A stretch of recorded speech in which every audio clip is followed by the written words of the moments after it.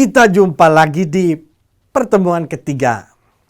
Semoga teman-teman tidak bosan ngelihat saya dengan yang gelap-gelap ini. Oke, apa yang menarik dalam pertemuan ketiga? Lensa. Lensa ini perkara paling penting. Jadi, ujung tombaknya sebuah siaran televisi atau sebuah karya video ada di lensa. Bayangkan kalau nggak pakai lensa, apa yang bisa direkam? Sehingga karya produksi video itu ujung tombaknya ada di cameraman atau ada di videographer. Tidak akan ada sebuah siaran tanpa hasil bidikan seorang videographer. Bayangkan apa yang akan ditayangkan jika tidak ada videografernya. Sehingga profesi ini profesi paling penting dalam produksi karya audiovisual. Mau itu dalam bentuk film, karya televisi, karya YouTube, dan lain-lain. Dan yang paling ujung adalah lensa. Lensalah yang akan menghasilkan gambar sesuai dengan harapan. Lensa itu ada 3 kalau dibagi spesifikasinya.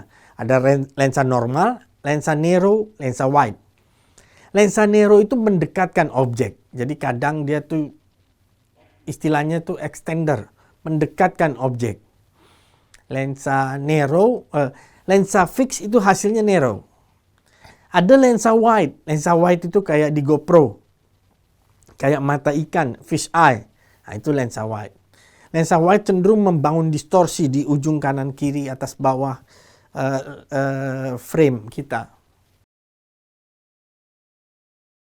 Ini jenis-jenisnya. Jika kita lihat di lensa wide, aktor ini masih in frame. Jendela ini juga masih in frame. Namun di lensa normal, aktor ini udah nggak ada. Ini udah nggak ada dia.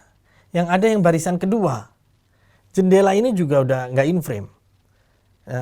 Lensa nero, aktor ini ada, tapi hanya over shoulder. Nah, begitu karakter lensa. Jadi lensa nero itu mendekatkan objek. Namun istimewanya dari lensa, saya selalu gunakan lensa itu, lensa wide, untuk mendapatkan distorsi. Jadi kalau kita mau tilt down itu terasa ada cembung-cembung di sudut-sudut frame. Atau lensa fix.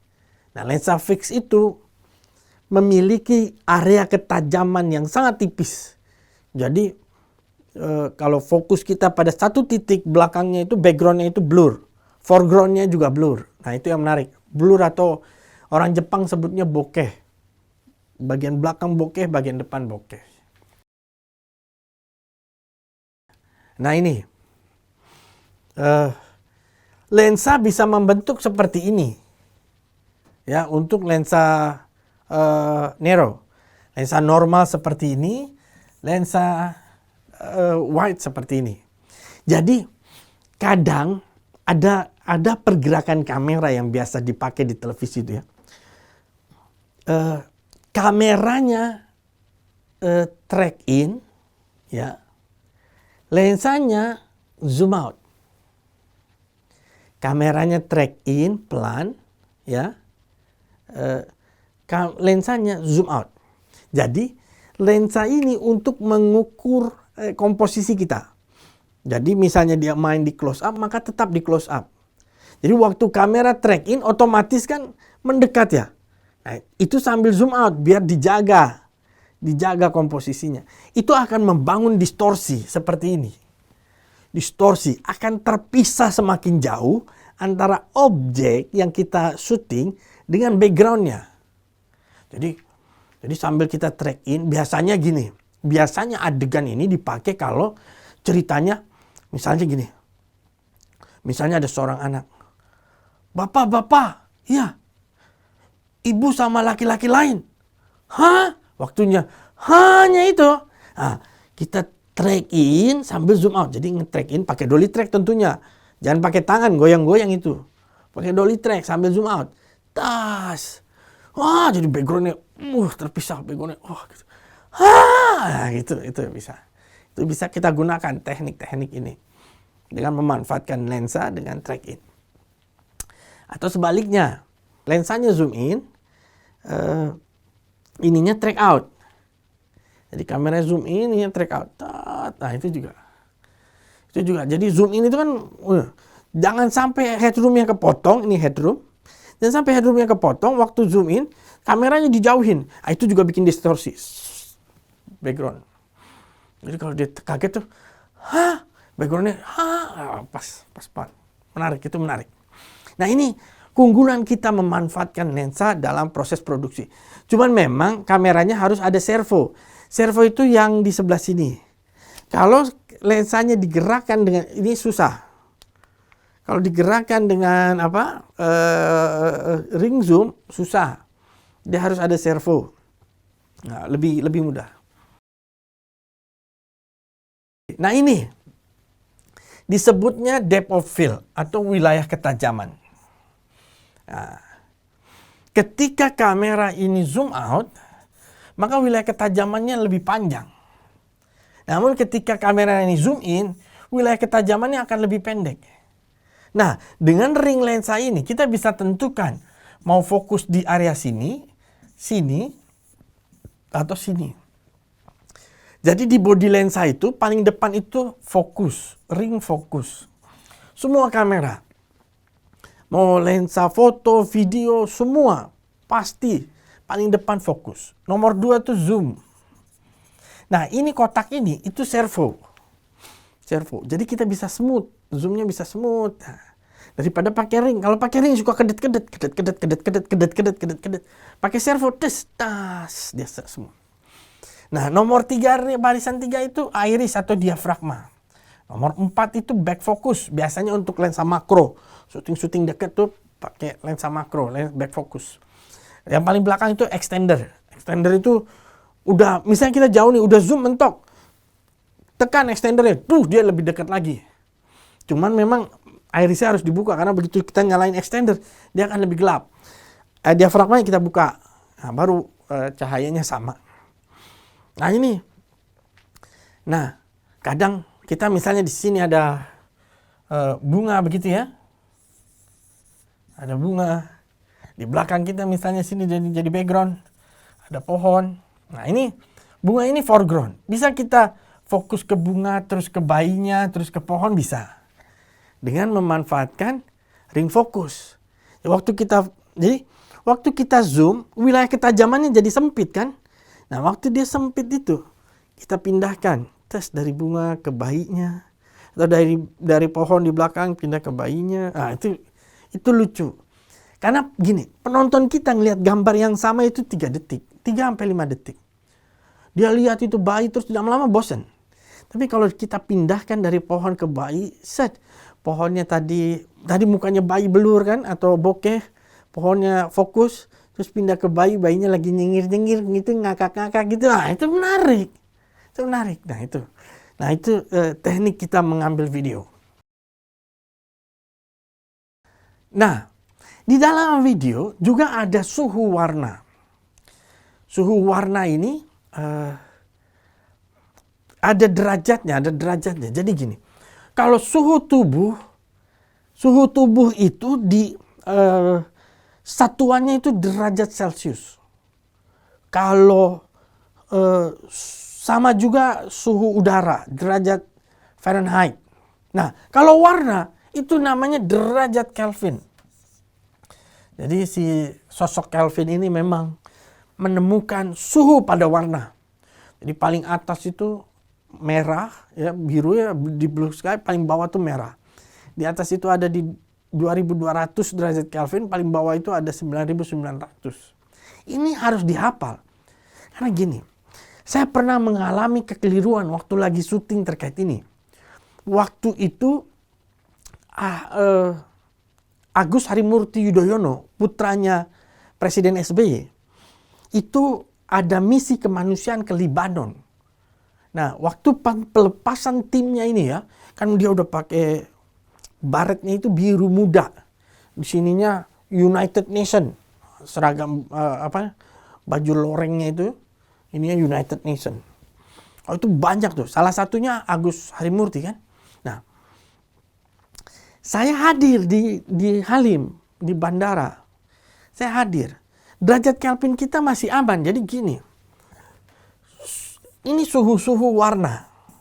Suhu warna yang normal itu 5.600 derajat Kelvin. Paling bawah ini ada 9.900 derajat Kelvin. Di atas itu ada 2.200 derajat Kelvin. Kamera hanya baca segitu. Mungkin masih lebih. Sampai 10.000 dan seterusnya. Ini juga masih lebih sampai 1.000. Cuman kamera biasanya bacanya segitu. Nah, begitu sore itu saya nyampe. Itu masih oke. Kita masih ada di sekitar 7.000, 6.200. Di 6.200 derajat Kelvin. Masih oke. Gambar masih menarik. Cuman nih matahari kan terbenam ya. Terus lampu di bandara itu kan nyala. Nyalanya tuh tungsten, oranye. Jadi bolam itu, lampu itu ada dua. Ada yang ke oren-orenan. Ada yang ke putih-putihan. Nah yang putih itu neon. Lampu neon tuh putih. Kalau lampu bolam itu, lampu pijar, lampu par, itu oranye warnanya. Ya kan? Lampu yang di dalamnya itu ada kawat gitu. Kawatnya itu cahayanya oranye. Nah, saat itu semua lampu bandara itu warnanya begitu, merah. Warnanya merah. Wah, saya nggak sadar karena viewfinder. Jadi, kalau kita lihat ini tempat ngintip ini, kamera ini, itu zaman itu, ini kan berat ya, 18 kilo. Di bahu kita ini 18 kilo, 15 kilo paling ringan. Nah, itu viewfindernya hitam putih. Jadi mau pagi, mau malam, mau oranye, mau apa cahayanya, dia taunya hitam putih saja. Nah kalau kita nggak hafal derajat Kelvin, ancur-ancuran itu gambar. Kejadian benar. Ternyata begitu sore, saya waktu ngatur white balance, saya dapat 9.900. Jadi 9,9. Di layar itu ada 9.9. Kak, saya nggak ngeh kalau dia itu lagi di situ. Jadi udah merah tambah merah. Wah. Kalau sekarang ada LCD. Jadi begitu di viewfinder kan harus hitam putih memang viewfinder. Karena kalau dia color mata kita yang rusak. Ngintip itu harus hitam putih. Cuman ada LCD sebelah sini. Kita lihat untuk mengukur cahaya. Kalau zaman sekarang. Zaman itu belum ada LCD. Sudah. Saya dulu motret juga gitu. Motret zaman saya itu pakai roll film. Jadi habis motret kita nggak tahu ini hasilnya jadi apa, kebakar apa nggak ngerti. Bismillahirrahmanirrahim aja. Sehingga jarang kita menyia-nyiakan roll film kalau nggak akurat betul. Zaman motret dulu ya. Nah, ini juga begitu. Wah, tuh nih. Tapi saat itu saya nggak ngeh, syuting aja seenak-enaknya syuting. Sampai kantor ternyata semua gambar merah dan nggak bisa dipakai. Saat itu dapat surat peringatan kalau untuk kameramen yang masih begitu karyanya. Nah, dari situ saya belajar. Sehingga waktu bikin investigasi, waktu itu di dalam mobil, mobilnya itu kacanya biru ya. Kalau kaca filmnya itu biru, begitu kan. 90% jadi gelap sekali dari dalam. Saya ngatur white balance-nya itu membayangkan suhu warna di luar. Saya kejar itu sampai dapat 2000 derajat Kelvin. Dapat 2000 derajat Kelvin. Ini juga masih deg-degan karena viewfinder kita hitam putih. Waktu itu emas palsu, waktu itu di Pasar Senen, waktu itu saya investigasinya. Itu kita syuting pedagang-pedagang emas di pinggir jalan, tapi sekarang udah nggak ada. Dulu tuh banyak. Sampai kantor tuh deg-degan. Ternyata kualitas gambarnya pas. Pas seakan-akan nggak lagi di dalam mobil, seakan-akan lagi syuting di luar. Saking nggak biru sama sekali. Saking itu abang-abang baju merah jadi merah kayak gini abangnya bajunya. Nggak ada kayak ada filter biru, nggak ada. Padahal kita ada di dalam mobil dengan jendelanya, jendela film 90%. Coba itu gelapnya kayak apa? Harusnya biru. Tapi karena pengukuran white balance-nya sesuai, dapat bos. Karena begini, kalau kita tidak mengukur derajat Kelvin, editor yang repot. Bayangkan, jika pulang syuting terus hasil gambar kita kayak gini, ini apa? Biru. Apa ini? Lah, dia harus merubah ini ke sini. Kalau dia rubah, dia samakan ini biru ini akan jadi begini. Ininya bisa jadi hijau. Capek, namanya color grading kalau di editing. Kerja keras itu color grading. Mending kita white balance. Saya pernah punya pengalaman. Waktu itu ngikutin menteri. Nah, menteri pindah dari ruangan sini ke ruangan sana. Itu beda derajat Kelvinnya. Jadi saya ngeh betul. Ini sekarang nih, kayak ruangan ini. Contohnya nih, ketika di video ini, kita bersama layar ini satu frame, itu warnanya ada bluish. Tapi ketika layar ini yang ditayangkan, nggak bluish. Nah, itu yang namanya perbedaan derajat Kelvin. Saya ngeh betul. Syuting begitu saya pindah ruangan, karena kan kita jalan mundur ya. Yang namanya menteri mah jalan-jalan aja. Ya kan, reporter megangin mic aja. Kita, kameramen, campers, kamera person, jalan mundur. Jalan mundur aja terus. Begitu keluar pintu, saya ngerasa ini suhu warnanya beda. Biasanya saya memanfaatkan ceiling. Seperti abang-abang ini nih. Abang ini, dia zoom in ke arah layar ini sampai frame-nya dia 100% putih begini. Di layar dia. Di situ baru dia ngontrol. Dia kontrol white balance-nya. Kenapa kontrol? Di ini kan ada matahari. Matahari ini berikan suhu warna. Dia semua cahaya matahari siang itu, ya, antara jam 10 sampai jam 14, itu dia di 5.600 derajat Kelvin. Ini standar. Nah, sehingga cahaya matahari yang mengenai kertas putih ini memberikan suhu yang sama. Nah, di situ dia white balance. Dia dapatin pasti angka 5.600 itu. Nah, itu standar putih warnanya. Nah, sudah. Sehingga warna kulit kita akan sama. Kulitnya sama, ya hitamnya hitam, putih ya putih, kuningnya kuning, begitu. Ini apa? Ini mah warna kulit, ini ungu. Masa ada orang kulitnya ungu tuh? Nggak ada. Ini apa lagi? Kulitnya kayak orang sakit kuning. Nah, ini perlu kita white balance. Nah, ini white balance. Nah, kamera akan membaca putihnya. Jika dia white balance dengan warna pink, biru jadinya. Jika dia white balance pakai warna kuning, warna biru, merah jadinya. Begitu. Yang dibaca oleh kamera adalah benda putih yang terkena cahaya. Kalau ternyata benda putih ini cahayanya yang pink, dia jadi pink. White balance-nya juga bacanya pink. Gitu. Kalau kertas ini putih ini kena cahaya, jadi gitu. Pantulan cahayalah yang dibaca oleh white balance. Menyeimbangkan suhu warna. Kadang kan ada yang namanya ruangan kan suka gaya-gaya gitu ya. Ada yang agak kehijau-hijauan, ada yang... Nah, di kamera mah pusing. Ini warnanya apa? Cuman mata kita aja yang paling cakep tuh. Dia otomatis white balance-nya tuh bagus banget. Tapi kamera enggak, kita yang adjust, kita yang atur. Selain itu ada juga namanya night shot. Night shot ini jadi setiap gambar ini itu ada satu dot. Satu dot ini dia ada sekian ribu pixel. Ada kamera yang 4K gitu ya, 4K. Satu dot ini ada 4.000 pixel di dalamnya. Jadi waktu pas gambar ini kita perbesar, dia nggak pecah. Kotak-kotaknya nggak makin besar. Karena ini kan kumpulan kotak-kotak sebenarnya. Coba kalau ada foto kita zoom, itu kotak-kotak aja, susunan kotak-kotak. Ini ada susunan kotak-kotak warna pink, tengah-tengahnya susunan kotak-kotak warna putih gitu. Nah, susunan kotak-kotak ini yang warna pink, putih ini ya, itu ada 4.000 lagi 4K. Wih, ditarik nggak pecah itu. Nah, ada yang 8K. Wah, ada 8.000 lagi di dalamnya itu titik-titik. Nah itu. Sehingga layar lebar itu minimal 4K. Jadi handphone 4K itu dipakai buat syuting layar lebar udah bisa. Nah, night shot itu, ini diangkat tarik 4.000-nya. Night shot. Dia tarik jadi lebih koral, lebih noise, ada titik-titik. Itu dia tarik, jadi kan lebih terang. Karena putihnya itu jadi gede. Nah ini night shot.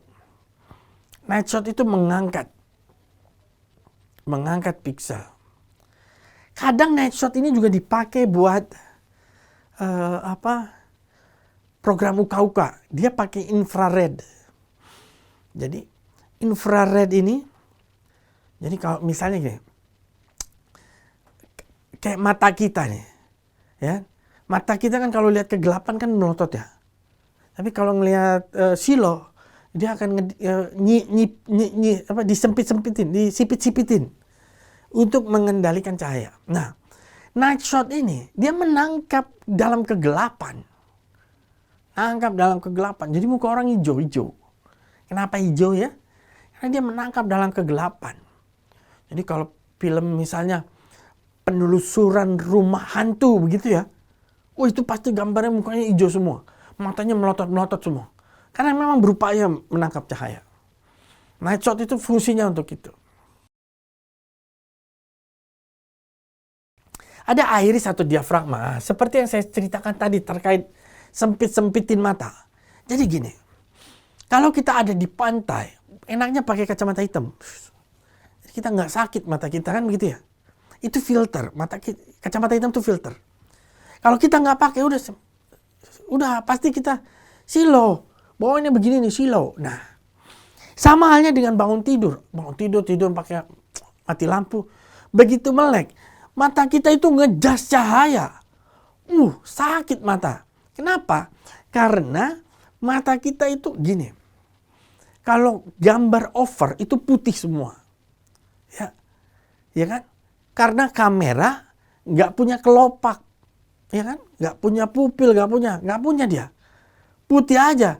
Jadi kalau kita kesilauan, kamera mah nggak ngerasa silau. Putih aja. Jadi ibaratnya, meski silau, dia tetap melotot. Nah, melotot aja. Kan sakit mata. Nah, sementara kita, kalau gelap, melotot.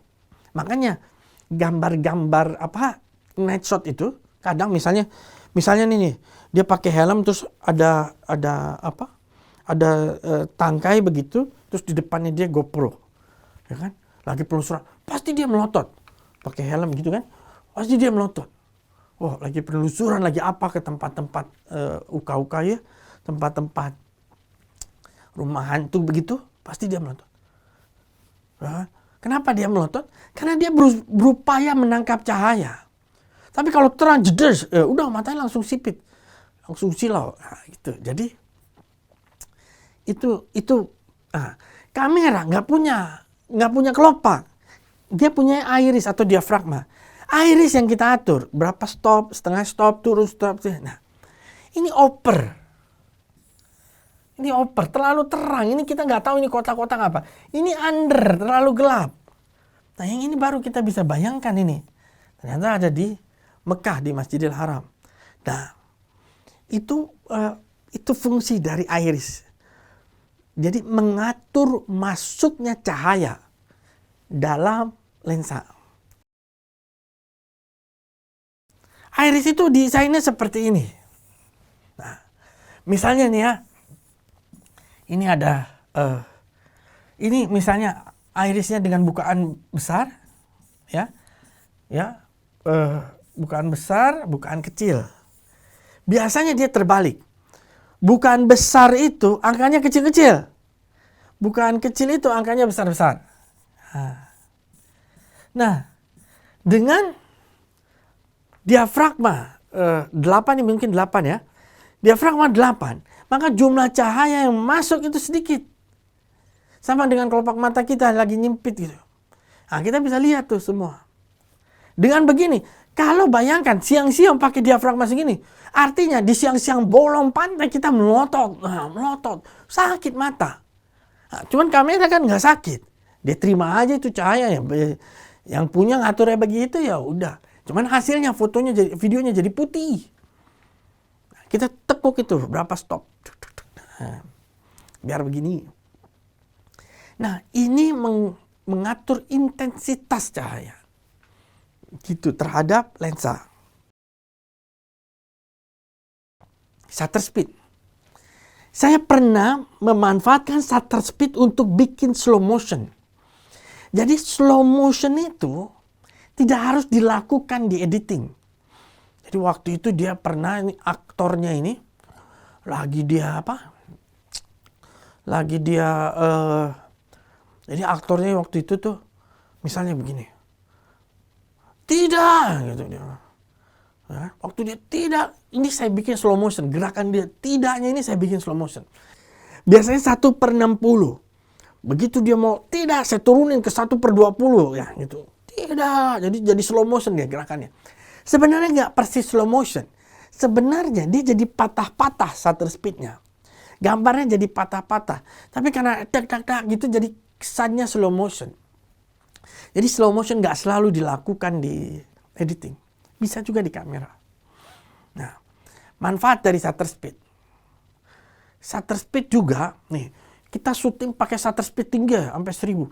Itu birunya langit tuh udah keren bener. Keren bener. Birunya langit. Jadi dia ngejar warna birunya itu 1/1000. Wah, cakep, 1/1000. Cuman memang harus sangat terang. Kalau nggak sangat terang jadi gelap dia. Karena kan jadi bukan rananya jadi banyak. Ya kan? Biasanya bukan rana itu kan gini. Kalau di fotografi ada teknik bulb. Bulb itu main buka-buka aja, semua cahaya dia bisa tangkap. Tapi begitu speednya cepet, belum sempat kamera nangkap cahaya udah tutup lagi rananya. Jadi gambarnya under. Speed, jadi pengaturan diafragma sama speed bisa menentukan kualitas gambar. Betul itu. Jadi shutter speed cepat ya. Semakin cepat ini shutter speed, maka dia kualitas warnanya. Jadi harusnya terang ya, karena kalau menghadap ke langit kan terangnya luar biasa kan cahaya matahari tuh. Jadi yang tadinya langitnya biru biasa jadi biru kental sekali. Wah, bagus. Awannya juga jadi kental sekali. Ya, syaratnya harus sangat terang. Baru shutter speed bisa angkat. Saya juga gitu. Ke Indramayu saya bikin liputan itu. Wah, itu runner up kita di CNN Atlanta. Jadi memang waktu itu bikin penjualan garis belia ya, investigasi. Itu waktu itu juara 1 ada dari televisi tetangga, juara 2 kita, juara 3 juga ada televisi berbayar.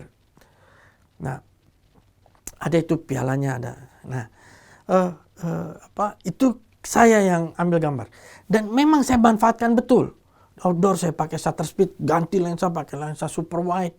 Wah, jadi itu patung mangga di Indramayu itu, alhamdulillah ya itu karena serius bawa alat banyak benar. Nah, memanfaatkan shutter speed. Selanjutnya adalah LCD.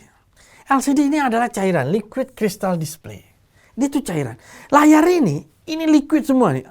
Air semua ini. Nah, ini lama-lama sering dipakai. Liquidnya juga lama-lama intensitasnya berkurang. Udah, lama-lama redup begitu. Nah, sama dengan LCD ini. Sebuah liquid.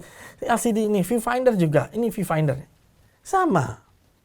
Dia sebenarnya layar TV cuman di viewfinder ini tempat ngintip. Layar TV tapi kecil. Cuman memang kalau ngintip itu harus hitam putih karena mata kita kena merah tiba-tiba berubah merah, berubah biru. Mata kita bisa rusak. Nah, ini LCD. Dialah yang menceritakan apa yang kita rekam. Framing kita tuh bagaimana dia yang membatasi. LCD. Ini buat kita lihat. Zaman dulu kan hitam putih ya, mana ngerti kita. Suhu warnanya benar apa salah. Sekarang ada LCD-nya kan. Jadi di viewfinder udah oke, irisnya udah oke. Kita lihat LCD warnanya mantap. Roll gitu. Baru kita bisa menghasilkan gambar yang baik. Oke, selanjutnya kita akan membahas steady shot. Steady shot ini penting. Kenapa? Karena gambar yang kita gunakan steady. Jadi, kalau saya ingat dulu zaman masih muda itu ya, saya kalau syuting misalnya gini, diperintahkan syuting misalnya gini. Misalnya libur ada tanggal merah hari Jumat. Wah, udah. Itu otomatis kita pergi ke objek wisata karena di situ pasti ramai. Nah, sampai di objek wisata, kita kan harus ngambil suasana orang-orang, ya kan? supaya kita syuting tidak mengganggu mereka nggak risih, ya. Solusinya adalah kita memanfaatkan zoom. Kita zoom in. Waktu kita zoom in, tidak pakai tripod, itu gambar makin gempa. Zoom out aja kita napas itu goyang itu gambar. Apalagi zoom in, itu gerakannya kenceng banget. Solusinya gimana? Pasang tripod, kancing, cekrek, udah. Dia nggak akan goyang. Kecuali ini tripod napas. Kan kagak napas, ya udah. Prak, udah. Ya kan? Anak-anak lagi lari-lari, kita zoom in dari kejauhan, dia lari, follow. Emaknya gendong anak. Bapaknya datang, gitu. Ya kan? Nggak akan goyang-goyang. Nah, jadi kalau mencerita misalnya, nah, saya misalnya saya tinggal berdiri di satu titik saja. Saya mau gambar banyak, pasang tripodnya, tinggiin, sudah. Syuting ke arah sana. Terus syuting ke sini, ini misalnya mobil-mobil baru nyampe. Syuting sebelah sana, ceritanya di situ ada orang-orang makan. Syuting ke sebelah sini di laut. Lagi main lah. Nah, dari satu titik saya punya banyak cerita. Dengan tripod. Kalau dengan handheld, supaya nggak goyang, saya harus deketin itu objek. Saya harus lari ke laut-laut. Saya harus lari deketin mobil.